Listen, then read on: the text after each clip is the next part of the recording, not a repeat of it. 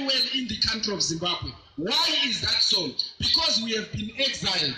Recently, there was an article on the newspaper that said Mr. Mugabe is printing 2.2 million passports. What are these passports being printed for? So that we can send more people out of the country so that they cannot vote, so that Mr. Mugabe can continue to rig an election. Zimbabweans, it is our right to vote in our country. As the Liberal Democrats, we are saying we want to vote here in South Africa. It is nothing unique. A diaspora vote, in our view, is a right to vote, and our right to vote is entrenched. And it is one of those rights that can never be taken away from a person. One of the major reasons why we are in South Africa today is because of a rotten economy. And we can only fix that through our right to vote. As citizens of Zimbabwe, we have got a duty. And that duty is to install a government that we want.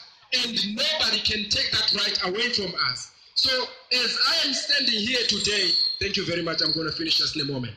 As I am standing here today, we want to thank our brothers in ZAPU, our elders that are sitting here, that have organized this particular event, so that we can sit down and talk and say, is this the Zimbabwe that we want? Is this the Zimbabwe that all these gallant men that are sitting here fought for? Is this the Zimbabwe that they deserted their families for? This, where they are sitting as slaves. They are called names. They are disrespected by little boys, stopped by the small police, young people on the street here because this is their country. Sometimes you feel like crying when you see an elderly person being stopped and asked for an ID. Yes, they are doing their job. It is their right to do that.